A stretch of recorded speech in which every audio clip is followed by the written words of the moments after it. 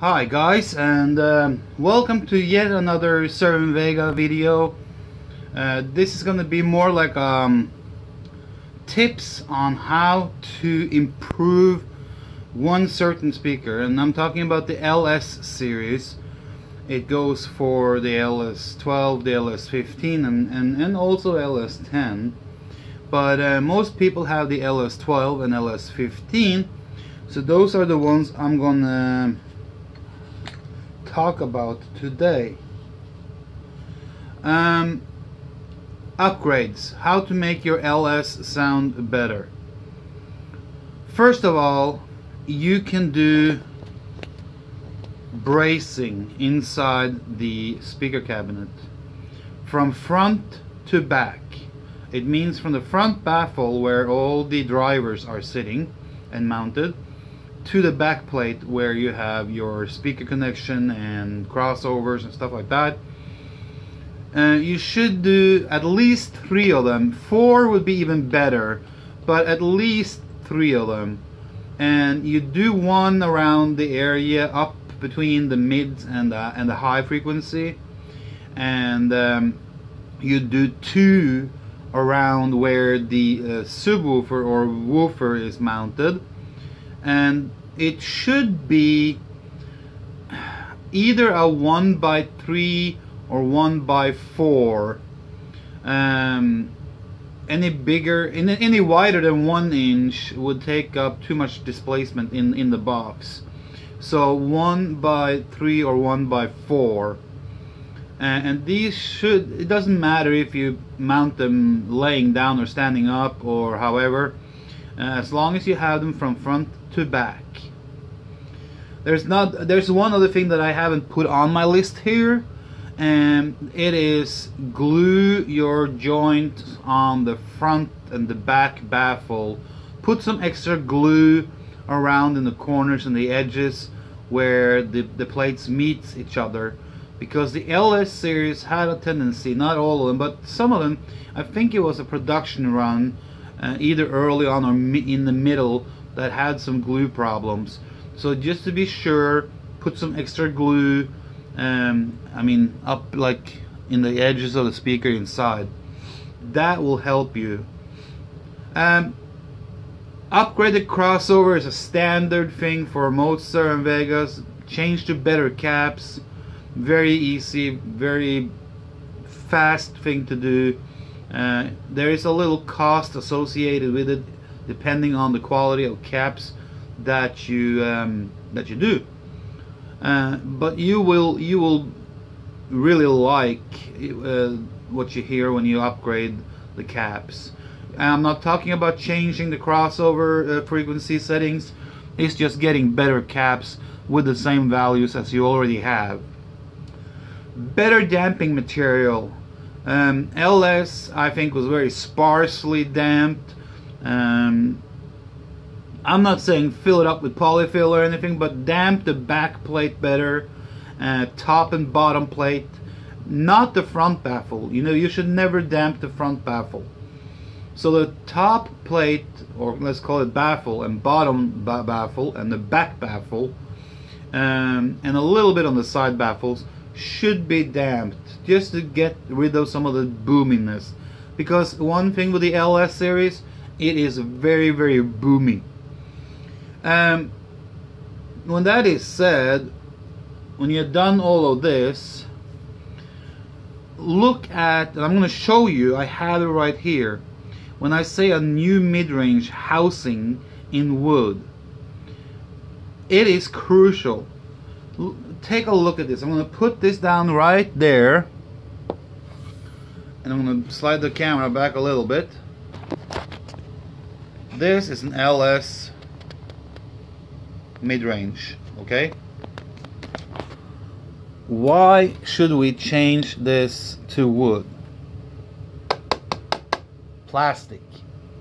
And trust me, mid-ranges, they have resonances that will affect the plastic. You see they put damping in there? That's to stop the plastic to color the sound. but sadly it does not do a good job. Yes, you have the connectors on it right there, but that's not a problem.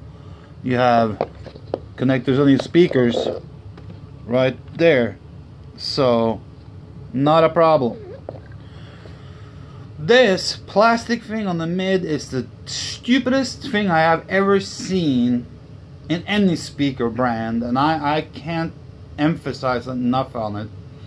Using plastic on speakers, inside or outside on the front baffle or whatever, like they do on the new XLS and CLS and CLS-C and stuff like that. It is pure stupid shit. Stop using plastic. This is a piece of shit. You don't put this plastic shit inside a speaker. So what do I mean by new mid-range housing? Well, let me do this. That's the new housing.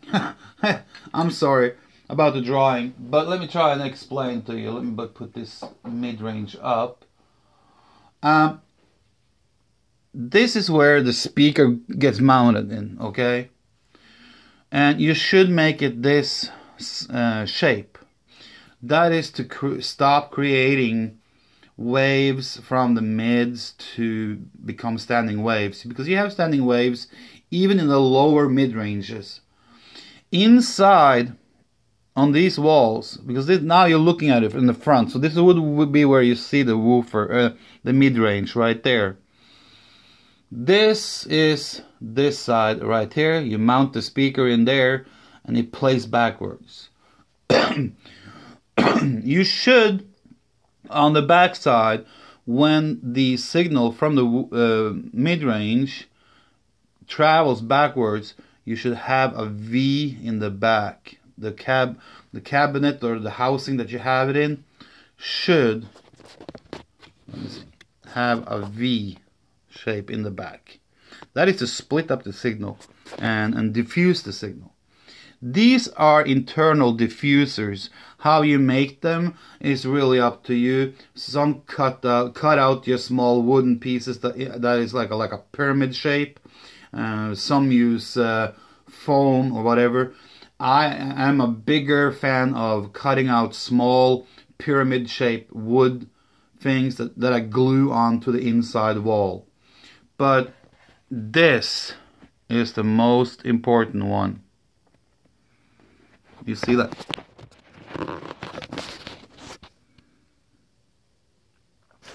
And in wood. And make it in pretty good solid thickness of the wood. You don't need to use 22 millimeters or an inch or a 3/4 inch. It is enough to use maybe ½ inch thickness of the wood, just to be sure that you don't take out too much displacement. Also, make it a little bit bigger than the plastic or original plastic housing. I want to say you want to build it twice as deep and a little bit wider and a little bit more room for the mid-range to open up and sound better. Everyone is like raving about the bass response in the LS, and yes, it has a lot of bass. Doesn't have correct bass. It has a very boomy bass. It has a very overpowering bass. And one reason for that is because they are more or less in that plastic housing that I showed you, suffocating the mids. So the mids needs a bigger chamber to breathe in and to create sound. And that's what you get from doing this. So once you do that, you will be better off. When I talked about internal bracings from front to back, and I said you need 3 of them, maybe 4. Don't just do 1x3 or 1x4 straight cut. Don't do that. You have enough standing waves inside your cabinet from before, and straight cuts are your worst enemy. Squares are your worst enemy. That's why you never build a speaker that has the same size, width, height, length, depth, all that, because if you build a square box, you are damn sure gonna get a lot of standing waves, which is gonna affect your sound in a negative way.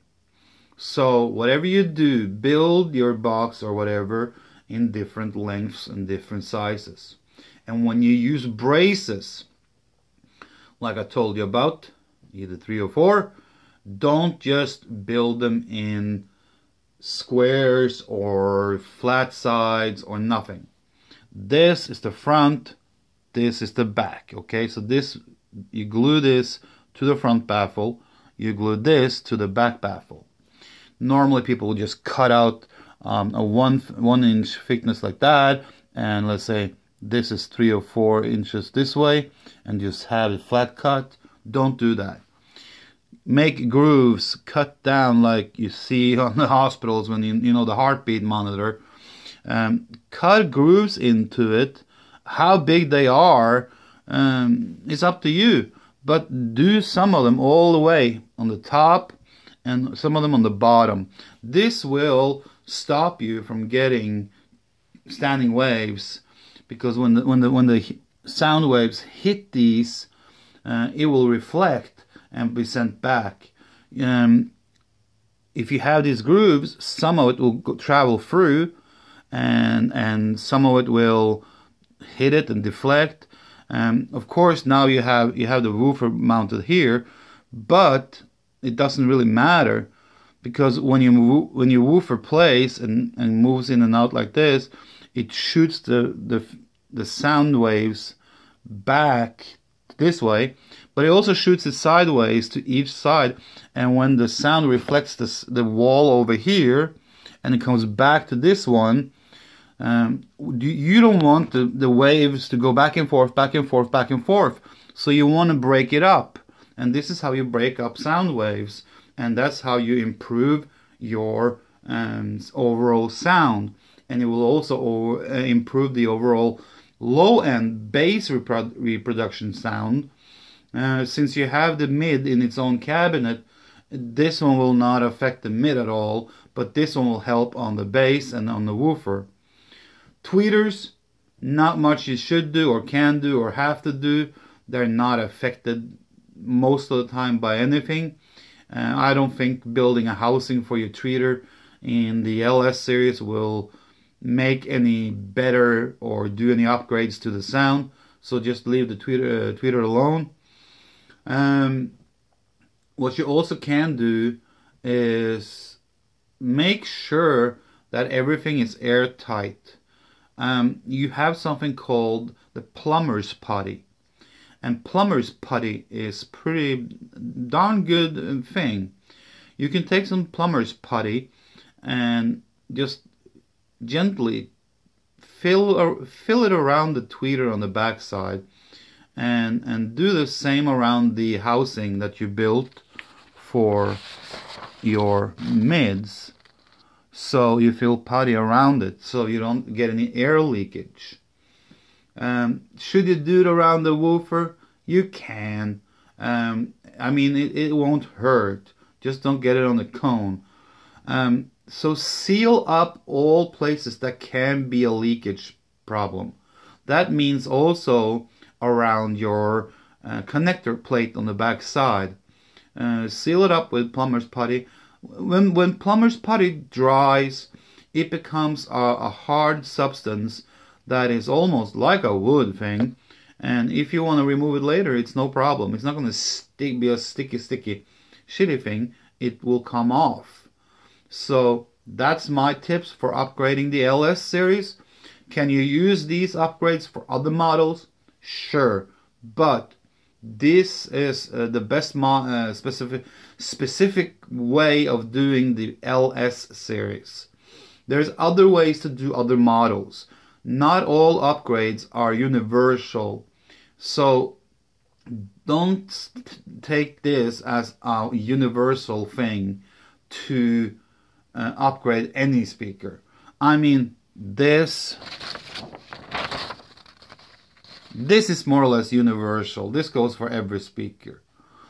Building a house like that doesn't necessarily mean you should do that for the AT or the DX or AL or whatever. This is specifically for the LS, because the LS have a very big weakness, and the biggest weakness is that shitty plastic shit right there.